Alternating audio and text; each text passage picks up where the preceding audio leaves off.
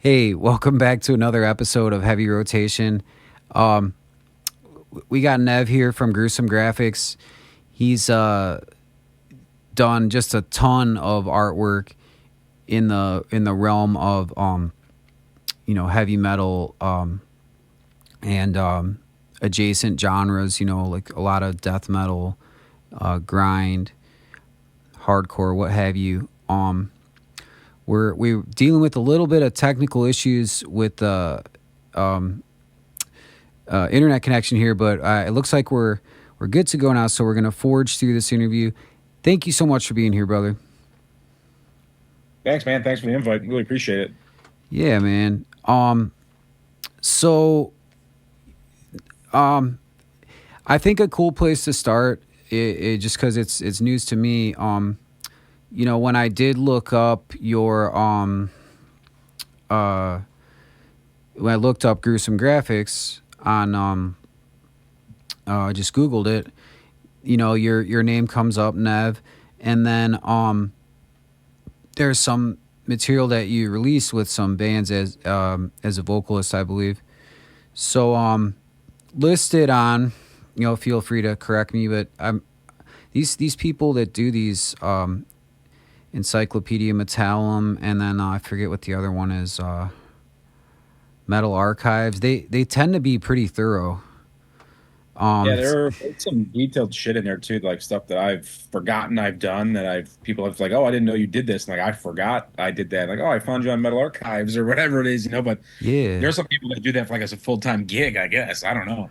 yeah. I don't know if they get paid for it. I mean, just for example, I volunteer to do this show, and I love doing it though.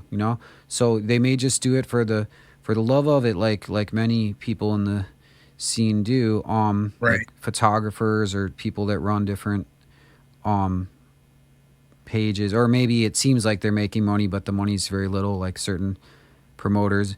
But anyway, back to what back to the subject at hand. Yeah, it says here you worked with a band called Kaiju. Yep, that was that was a very it was like my first like it's not even really a band. It was just like some dudes I knew on the internet that I kind of befriended on message boards that wanted to put like a demo together. Um, and we did that. We did like a full length, and we had Jeff Zorno, who's a good friend and an incredible artist, do the cover for that. And then we had an EP. I think we did a split too. We did a split with Druid Lord from Florida. That was kind of fun, and that was different too because it was with like a brutal death metal label that was trying to get into vinyl. So we did I think a CD. I can't remember. It was like a weird release where we did like a split 7 inch and then a CD or some shit. And one, I think the 7 inch had a cover of Godzilla's Blue Oyster Cult. I think that's what we did. It was terrible. It was bad, but it was fun. Um, yeah, that those vocals really they messed up my throat for a while. I can't do vocals now because I was, just a dumb kid trying to burp and fart into a microphone and I didn't know how to do it, so I just ruined my throat. It was no fun. Oh man, yeah, you gotta wonder. I really respect. Well, I guess it's obvious the people that really have figured out how to do it because they have lasting Yeah, careers in this. yeah. Um, but yeah, man, I can't do it. I've written songs and hired vocalists to do it, and Sure. it's always it's tough because you were like, hey, I want you to sing it this way, and that's not always the easiest thing. But not to get too far off topic. I dig that. I've just noticed in like following you in social Instagram, like social media, that you and if you look right behind you, of course, too, that you're like really into the Godzilla stuff. So fitting that the project was called Kaiju. Was that your idea to do it? Yeah, that was the intent. Like the guy I was doing with, we were big fans of like the old, sci-fi monster movies of like the 50s and 60s and late 40s or whatever, and then it kind of blossomed into more other stuff. But yeah, big fan of the American and but definitely the Japanese like tokusatsu kaiju film and culture just in general. I grew up with it. I'd probably say it's even more embedded in me than death metal. I think they ride side by side, but like, I liked Godzilla and shit when I was a wee pup, and as I discovered death metal, like it kind of grew with the same. But I've always been a fan of Godzilla and obviously like toy collecting and stuff like that. So Yeah. I'm just curious, and this is not a band that I'm like really well versed in, but I am aware of them. The band Oxygen Destroyer. yeah, Um, my buddy Jordan. okay. Have you ever worked with them in any capacity? I've done a lot of stuff for them. I've done some split. I did a split tape. I did, I think, a compilation cover, a ton of shirt designs. He's a really good dude. I actually just saw him a couple weeks ago when he came up here. But he's actually one of the few dudes that's probably more passionate than I am about kaiju. He is an encyclopedia of that type of stuff. Just and it's great too because there have been bands over the years that have done like kaiju songs or like a kaiju based like EP or something like that. Like Cyanide has Wrath of the Daimajin, and Anvil's got Mothra, and I think there's like Attack of the Mechagodzilla and like a Morbid Angel album, whatever. But it was cool to see a band like Oxenfree, like Jordan has done, and take it and made it pretty successful. I mean, like they've been in magazines and they've been in they've been in a magazine called G Fan that's like focused on Godzilla, and then he's toured all over with them, and like they're all good dudes, and it's cool to see that, and I think the genres go hand in hand, especially with how both cultures are now. They're getting into more of that, um, like they're getting more into the zeitgeist, I guess, if you will. Like they're becoming more popular, so it's cool to see someone I know and respect like get to be a part of that. So I love Jordan. He's a good dude. Yeah, that's rad, man. I think there's a Cleveland connection there, and I don't want to put any wrong information out there, but Redefining Darkness Records, who is run by uh, Tommy, and you're nodding like, yeah, of course, man. Yeah. Yeah. So, yeah, like I believe that that they're on that label, or maybe just that he's released some stuff for them. Yeah, he's definitely put out some stuff from. I can't remember. I know they've done some stuff like that's been out of pocket, like as far as like an album release. I think he did all of them, if not at least two. But like I said, there's so much. I don't remember all of it, but I know he's done some of it. Yeah, he's a great guy, man, and Yeah, he came on this really. show. He was like one of the first couple people I interviewed. Mhm. Um, and like, I could probably interview him like 10 times. Like, I mean, he's got so much to talk about. And he's not really the type of person that would tell you unless you were interested to know, if that makes sense. Yeah, for sure. Like Um, he's not like there's like two type of people, right? There's people that like are actually like conversing with you, and there's some people that just vomit towards like they just vomit out information that you don't care about, and it's so off topic, and you're like, I can't understand what this guy's talking about. Yeah, we were talking about something else. yeah, I think a good analogy of that is like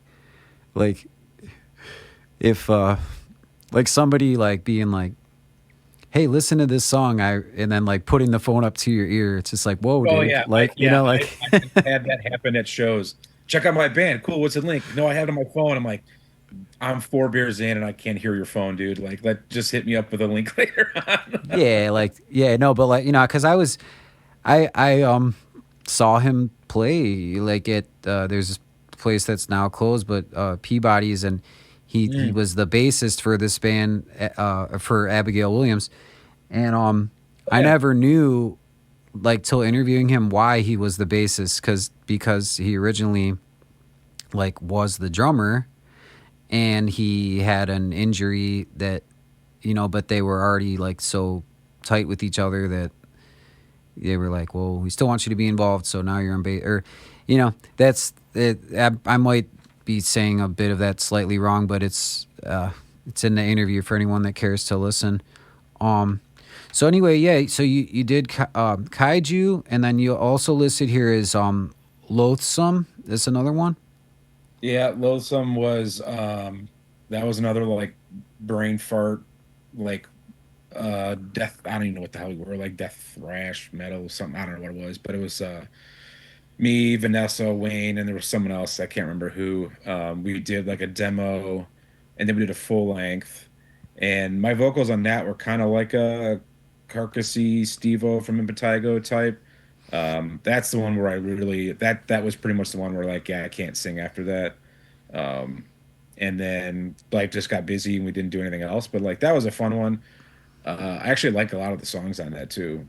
I listen to that one still sometimes to this day, but it's kind of embarrassing. But I don't know. Wayne wrote some good music, so I still listen to it.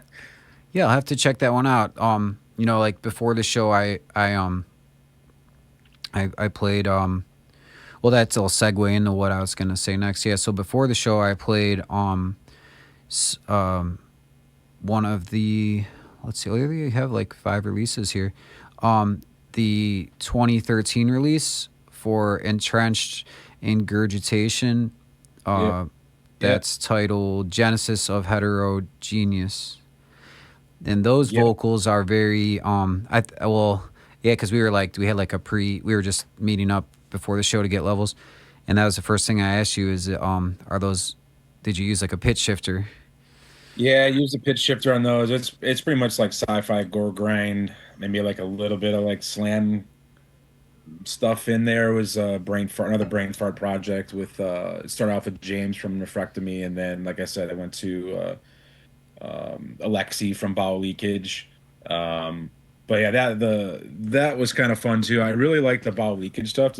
Or the split. The when Alexi came in, it was like a different just music that I had not heard for Gore Grind.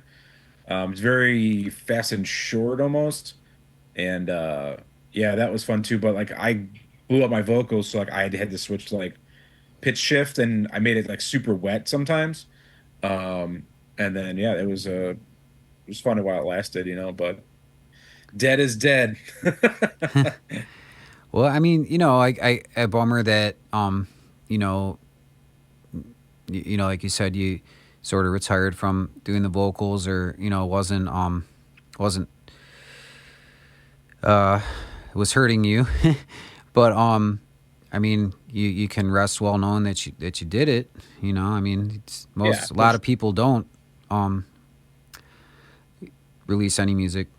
yeah. I mean, I'm a pretty good sampler. I try to do stuff I want to do, and if it if it pans out, and when I mean pans out, like I'm not looking to become a rock star or nothing. Like if it sounds cool or looks cool or feels good, I'll keep doing it. But then I get with ADD, I get pretty bored. So it was just one of the things I did. I'm happy I did it, and don't need to do it again. Yeah. Um. So yeah, with I would say, just looking at this, that seems like that was a band that you released the most with, or I don't know. It says there's a promo, 2013, um, Oh yeah, forgot G- about that. Genesis of Heterogeneous, Yeah, um, two different. Oh, it's okay. There's like two different demos. Dissection of an invasive species, yeah, pre-space jizz, love that, and then yeah. a There split. was like yeah, the split. Yeah, the split was the last one. I can't remember though because it was all a blur. But I think we did like a 2 song demo, but that 2 song demo was 2 songs out the full length or something like that. I don't remember. Like I said, it's all a blur. But they were like I wouldn't even really call them releases. There was the full length, then there was the split, and all the other stuff was like mixed in between. Right on. I mean, it sounds like, it makes sense. Like you're an artist. Like you have concepts for artwork outside of the things that people commission for you. Like where you're just like, oh, I want to draw. I have stuff in front of me. Um, if I looked closely, well, anyway, I don't have it pulled up to be that slick, but yeah, like where you would just have a concept for an artwork. Like, I mean, like looking at these song titles and stuff, it sounds like you probably write some pretty cool lyrics. I don't remember them. I think they were like they're pretty, I mean, there were some that like they were really tongue in cheek, like they were not serious at all. And I think that was the vibe. Like the first album was about you know, abducting humans for consumption and procreation and all that kind of stuff you see in your average sci-fi movie nowadays. It's nothing wild. And I even remember with the split. The split was just different songs. One of them was based off of a Futurama episode. That's great You though. know? Yeah. So it's just weird stuff. It was just fun to do. Yeah, I think I don't know, man. Like lyrics are interesting. I think um like I always think of like people tend to bag on like Slayer, like oh so they, some of their lyrics are actually pretty good if you read the lyric sheet. To me at least, like the lyrics on like Rain and Blood or like I mean it's like yeah it's the same topics for the most part, but For sure. you I know think like there's good. You got. oh, no, it's pretty much finished my thought. Just throwing out an example. I think my favorite type of vocal. I mean, I'm just my favorite vocalist, but I like the type of lyrics that are kind of like a story. I mean, I still like lyrics that are just like very song oriented and don't have like a lot, like they don't leave a lot to the imagination. But when you look at like the band, like the grindcore band, like Cretin, they have like a really cool like lyric, like Marissa does, or I think Marissa did some of it, but not all of it. I think Matt maybe did some of those lyrics. It feels like a short horror story. Cradle of Filth the same way, Black Dahlia the same way. I think like Slayer, they didn't really have the story part. It was just like we're gonna write a song and we're gonna fill it with lyrics. We're gonna fill it with words. Um, Mulder does the same way. The great dudes like Aaron does a way where it feels like a story. It feels like you're reading like a horror comic kind of. But in like to like Slayer and a couple other bands, it's not a bad thing. They just fill in words to the song, and it's just like here it is. Sure. Yeah. No, I well, yeah. I mean, and I guess my whole thing too is I really like stuff that is not so on the nose. Yeah, Like where it could sound really brutal, but not like you're kind of like, well, what are they getting at? Like, what are they talking about exactly? Um, I dig stuff like that. Um, but that of course, be boring if everyone had the same lyrics. I mean, we have like Iron Maiden lyrics, and then we have like Gorgasm lyrics, yeah, and exactly, everything right. in between. Two different Like genres, yeah, everything in between, exactly. Yeah, I mean, I love Maiden's lyrics are they're fantastic. They tell a story too. They're they are my favorite band. So like I definitely mess with those type of lyrics for sure.